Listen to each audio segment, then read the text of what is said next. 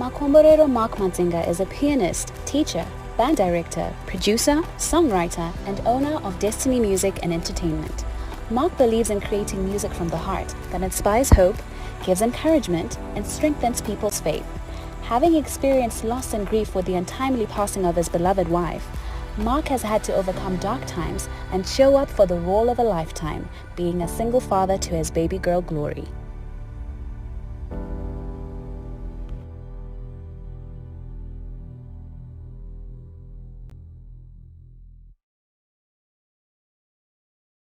Hey guys, welcome to the MedOrange Father's Day special. My name is Willard Kachere and today I'm joined by Mark Madzinga. Thanks for joining us, Mark. Thank you for having me. You know, what's crazy is we stay in the same building, so, I feel like I'm talking to my friend. Are we friends? Yeah.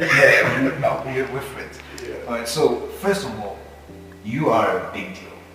You are a big deal to me and those who know you. But do you mind telling us who you are as Mark Madzinga?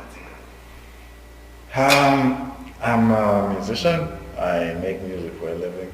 I'm a father to one daughter. And yeah, that's pretty much summing up who Mark Madzinga is. Okay, so I can see you're being humble and modest there, but you're a big deal because you were ranked the best keyboardist in Zimbabwe, if I'm not mistaken, correct? Yeah, that was for 2020, which is last year. And you're gonna do it again anyway. Oh, well, who knows? Okay, that's totally fine. And you did mention that you're a father of one, right? And I believe her name is Glory. Right? Why the name Glory? If you don't mind me asking, that is. Yeah, well, we debated a lot with her mom. She gave her Zulu name, which is Fezo Puhle, which means accomplished greatness. Oh, nice. And for me, the name Glory was just ringing in my head. She's my glory, I guess. Oh, Yeah. no, that's pretty good. So, how has it been being a father though? It's been interesting. You get to see this little being for the first time, and you're like, okay, this came out of me, or not.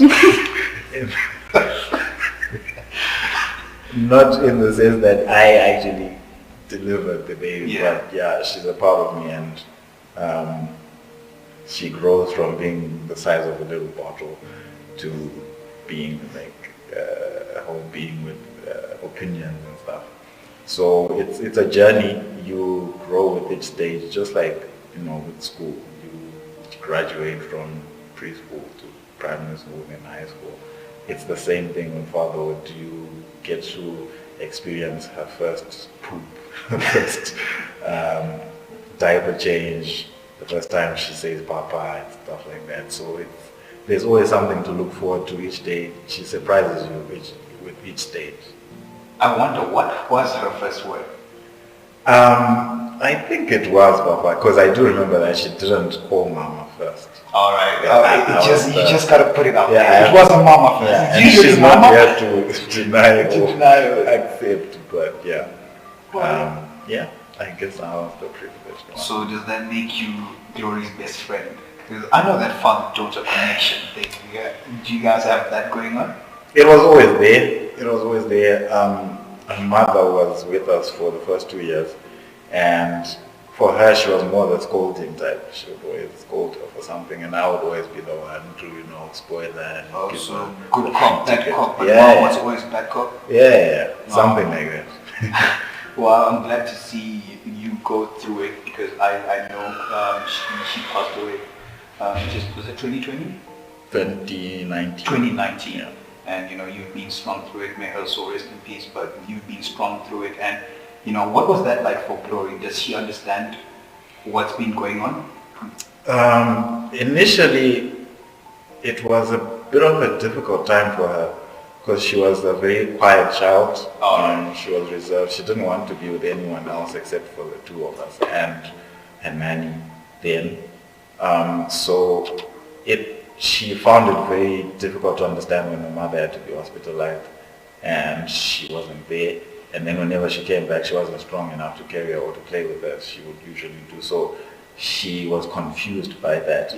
And there was also a time where she would move from, because I have a lot of sisters, she would move from one sister to the next. And I think it was a bit confusing for her until my sister Matilda then took her in, and now she's got a bit of stability in that home, and she knows she's a part of that home. So it's been a journey, and you get to hear some of, because I don't live with them, you get to hear some of the things she says about her mother, because she calls my sister Mama, but she also does say she knows and Nomfundo was a mother, or is a mother, and then she accepts that she's got two mothers. So it's refreshing knowing that she understands something about it, because sometimes we assume that kids don't know. They don't, but they actually. But yeah, she knows that her mother is in heaven, and yeah, she's got my sister now to take care of her. Oh, great. Yeah.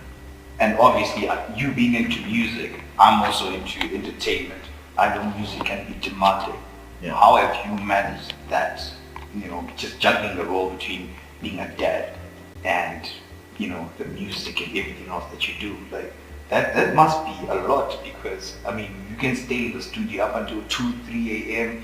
You know, how do you juggle the time and, you know, still being able to give time to your daughter and, you know, still keeping that connection? Because obviously, you know, with already one parent not there, you know, you don't obviously want to leave that gap for her to actually notice that, you know, there's a big gap here. How do you juggle that? So I'm blessed to have the sisters that I have. They've been doing a great job of making sure Gloria has everything that she needs. She stays with Matilda and Amanda, who spends more time with her. And they're always calling on me whenever she needs any extra attention, like taking her to the doctors or anything along those lines. But generally,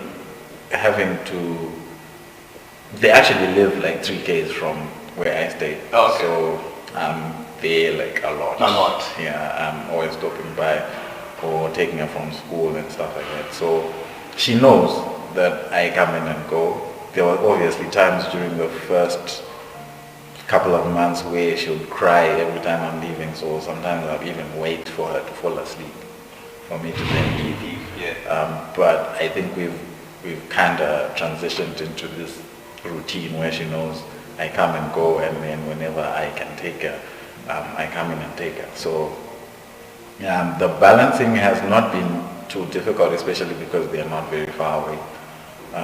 And I guess I'm just doing the best I can. And my sisters they get to pick up the slack for times when I'm traveling or things like that. So my question, right, this is a burning question. I've always wondered, how does it feel? Has Glory done this to you where at first she used to cry, you know, and, you know, she wants you there, and then one time you get there, she's like, okay, bye Dad, and then you're like, wait, what is going on here? Right. That has happened, definitely. So you find that kids have things that, you know, like nowadays there's technology and they get to watch YouTube and stuff. And she's always loved Baby Shark. And so, yeah, funny enough. Shark.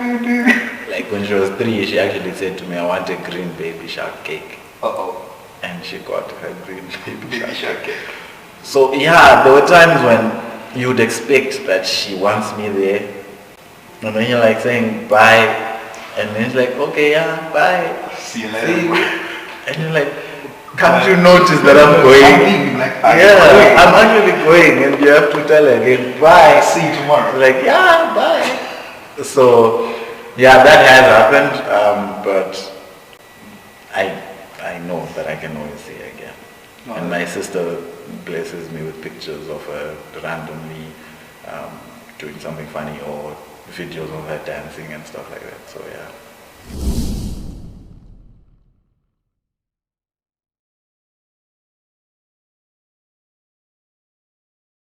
Great, that's good to know, because for me, I've seen my friends, you know, that don't stay with their kids, and then they get there and they're expecting for the kid to like, oh, hey Dad, I'm going to miss you, but the kid just says bye, and my friends are like, wait, what's going on?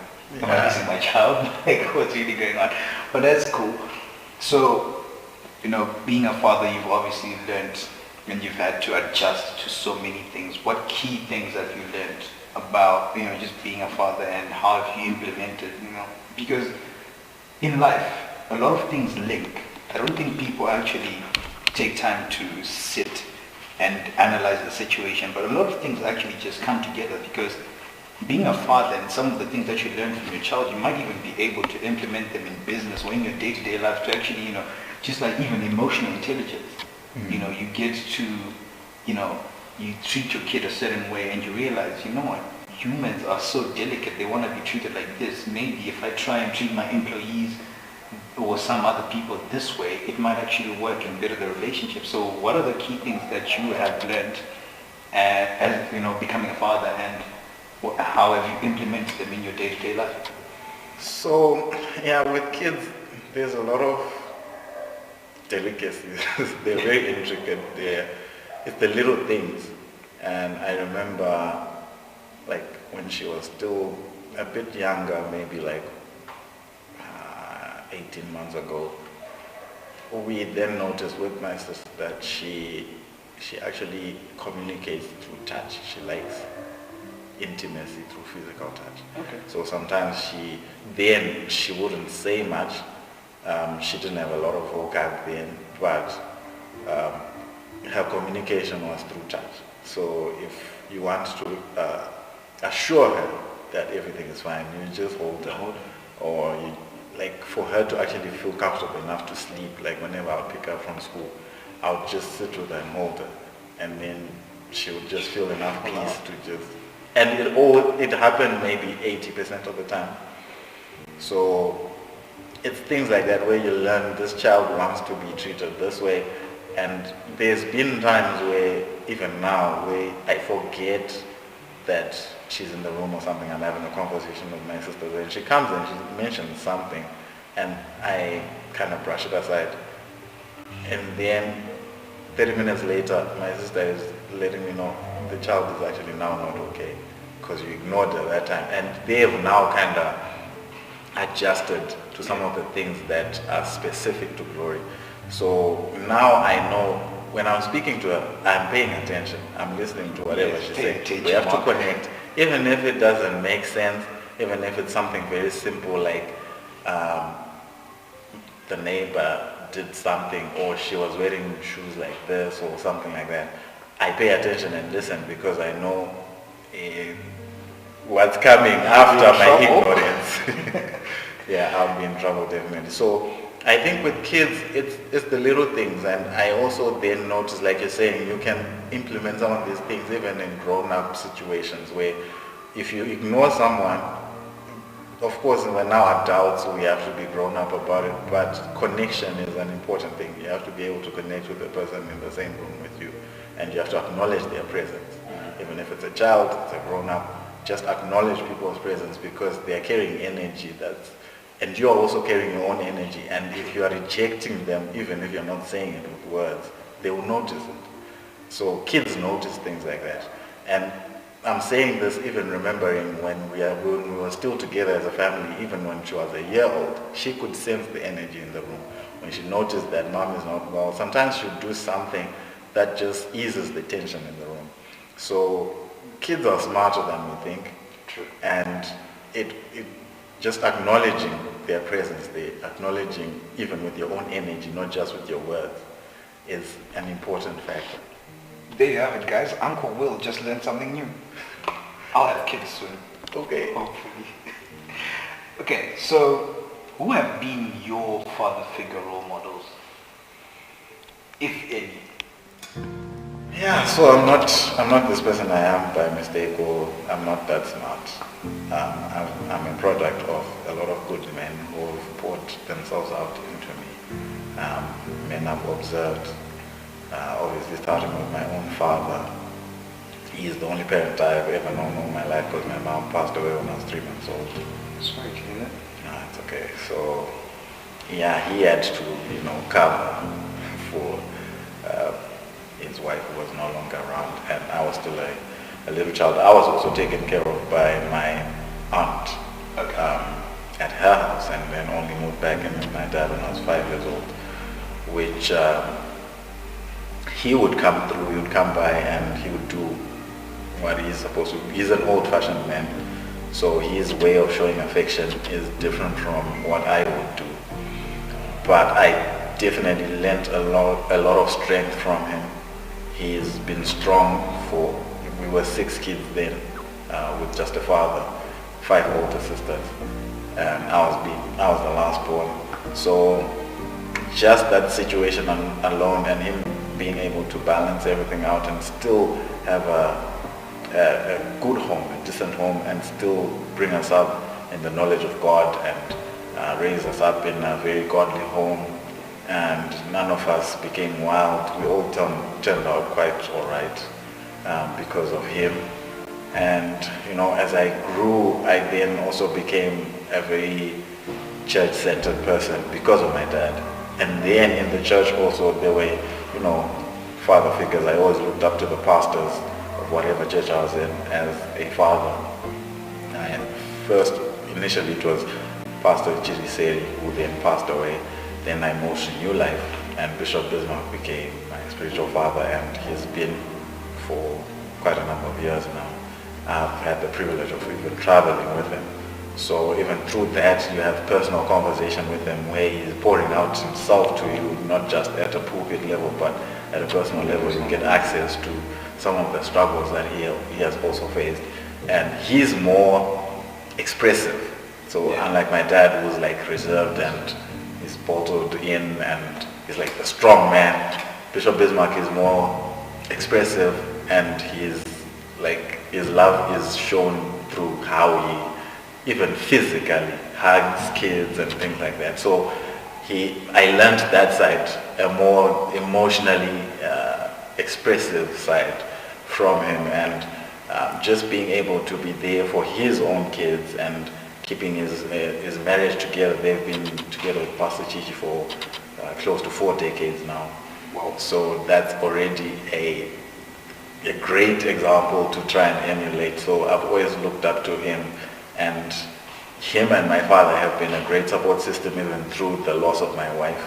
They were there. Having them both on either side was enough strength for me to be able to stand through all that. So yeah, I'm standing on the shoulders of very great men. We can see that.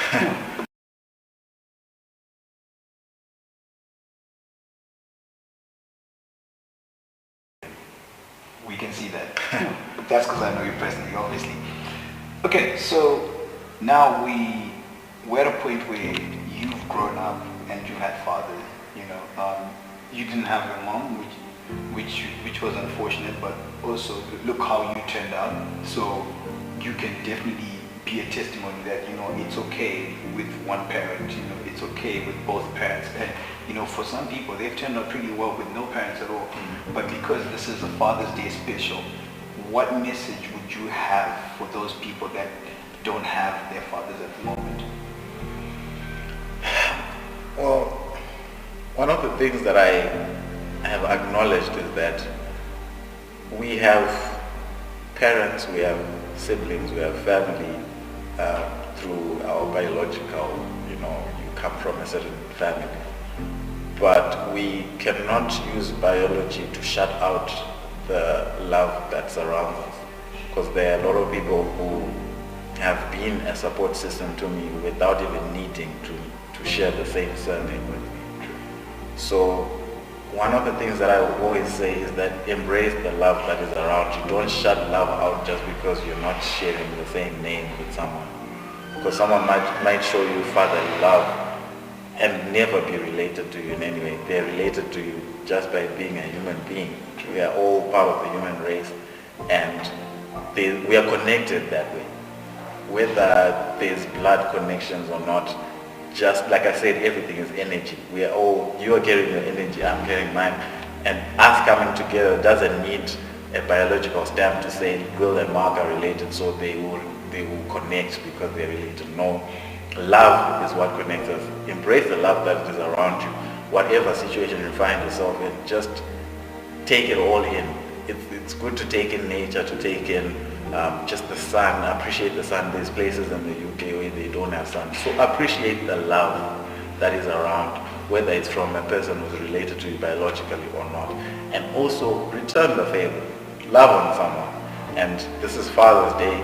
It's good to appreciate any father that you meet meet, we've all been, like they say that an African child is raised by an entire village. That's true. So even your neighbor who's been a father figure from a time when you were a toddler is someone who deserves your appreciation because they showed you something about a father. So it's all about embracing the love that is around us and also returning the favor and loving on someone.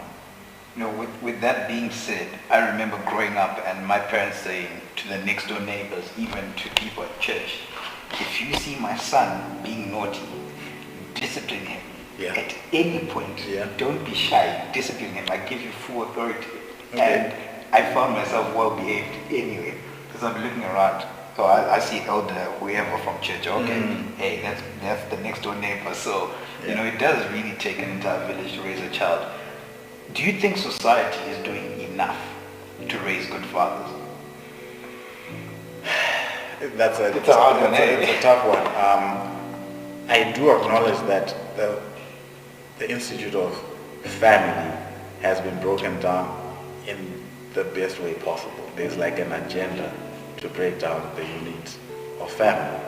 So in that regard, there's a lot of attacks on families. Families are breaking down over silly issues. The lockdown should have helped people become more intimate and be able to live with each other, but in many cases it didn't. People can't stand each other anymore. So if we're looking to technology or social media to keep family intact, we might be mistaken. We might be wrong there because just looking over the past 2 years, there's a lot of divorces that are happening, separations and things like that. And it's all just breaking down the order that God set. That the man is supposed to be the priest of the home, the wife is supposed to take care of the house, and then the kids. That order, and Christ being the head of the home, that order has been broken down, and it then messes up with a lot of fatherhood and it being a cool thing to just be a father. It's cool to have a child that is proud to have you as a father. So just there isn't enough intentionality when it comes to just trying to keep it together. The rest, let's fight it as a unit. Let's be united as a family first, and then those fiery darts that are being shot against the family, they are easier to shut out if we are together as a family, if we keep the order and the father is still looked up to as the father of the home. Because sometimes you have men who are not looking forward to going back home because the home is just in a mess. There's a lot of things that are breaking down what should be something cool that we should all just be trying to emulate. But I think there's need for us to go back to the basics, to just maintain that same order where children are just obeying their parents and a husband is loving his wife, and we are all just respecting each other. Respect is thrown around the house in a way that maintains that unity, because all we need is unity, and where there's unity, God commands a blessing, and love flows easily when we're all on the same page. So we need all that to come back. We go back to the basics, and we just move away from this trying to live a fake life on social media, and we go back to, like I said, acknowledging the next person in the room. If it's a child, just acknowledge their presence, because they're expecting something from you, and you being on your phone flipping through Instagram pages, you are ignoring your child, and from that moment the child is distancing themselves, and now someone else is going to father your child for you. It could be YouTube. They could be learning stuff off YouTube where you should have been covering that. So let's just go back to the basics, bring back the unity in the home, and let love flow.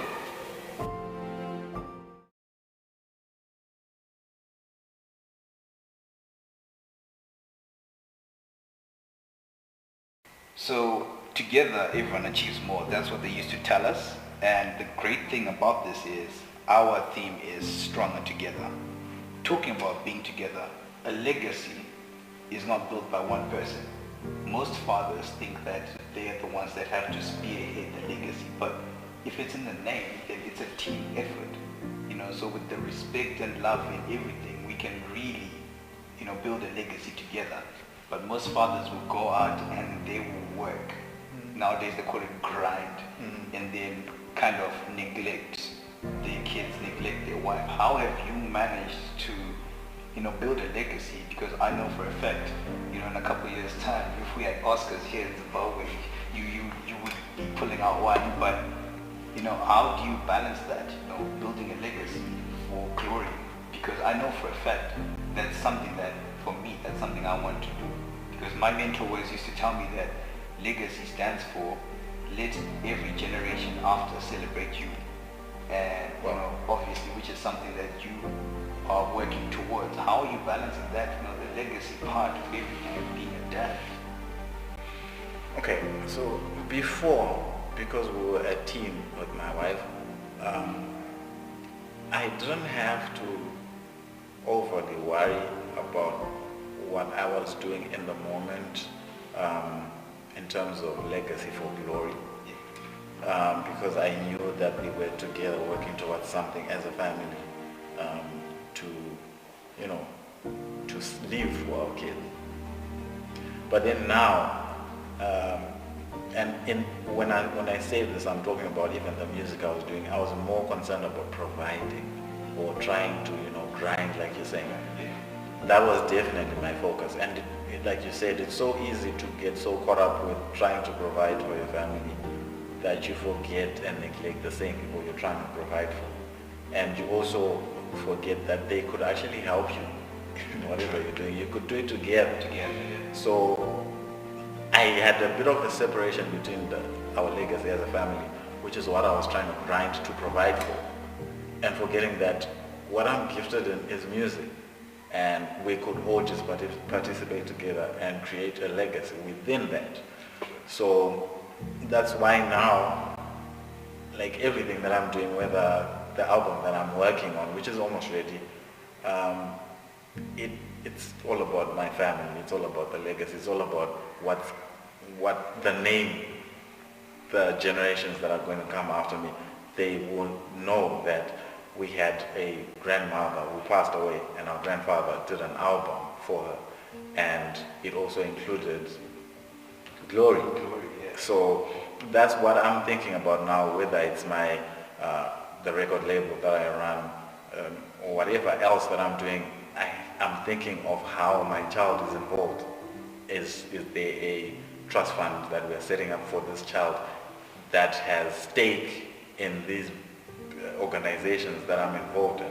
So that's where my thinking is now. It wasn't there 2 years ago, 3 years ago. But sometimes it takes tragedy for you to open your eyes and say, guys, our time here we're living on borrowed time. So there has to be something that you are living for the people who are coming behind you. And it doesn't have to be, it's not like set in a specific way. It's not cast in stone. It's the thing that you're gifted in. If you are gifted in talking, how does your child then fit into that legacy? I'm gifted in music. How does my child fit into my music legacy? So that's definitely where my conversation is now. Okay, so as the president of the cool club, now you're a cool dad. Now you're a cool dad. Thanks, so, man. A little birdie from the Orange family told me that you have produced a song for Glory. Yeah. What inspired you to make the song for her? So, as I mentioned before, before you become a father or before you reach a certain stage with your child, it's like, am I even ever going to be able to handle this? When it's still just a pregnancy, you're like, will I be able to love this child? And then boom, when she comes, you like fall in love immediately, and it's like your heart enlarges. There's now a new compartment that, has enough love for this new being, and it's like a wholesome love. It's not like you're cutting a piece of you to love this one and then the other piece loves the mother. No, there's enough room in your own heart to accommodate this new being. And when I saw her, I instantly fell in love. I was blown away. I was swept off my feet, and I'm like, okay, this child is cute. I definitely am convinced that my child has always been the cutest. From the time she was like a day old, even up to now, I think she's just the cutest. She's the most beautiful thing I've ever seen. So I wrote a song which talks about that. about how I run out of words on how to describe how I look at her and see the beauty in her. She's like my little bird. She's the sweetest, she's like a dove. So that's the song that I wrote for her. So has she listened to it yet? No, she hasn't. Wow. She hasn't, and I'm looking forward to, telling her that I made a song for her. Does she listen to all your other songs? Does she have you on repeat all the time? Well, they definitely look whenever a video is premiered. Yeah.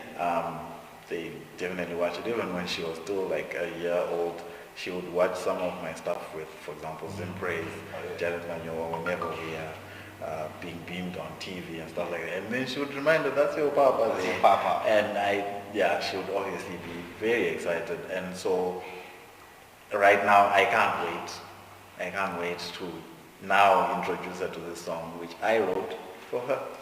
Look, I am excited. I am honestly excited. Hearing you speak about your daughter is actually giving me pressure right now, because I feel like maybe I should feel the pressure. Feel the pressure? I'm feeling it. But anyway, look, you and I, we can talk for hours and hours, but look, I want to say thank you so much for joining us today, like just being a part of the Father's Day special, the Orange family. And we do have something for you. We can't just let you go, we can't just let you walk out without something. So as MedOrange, Orange family, we just want to say thank you. We have put together something.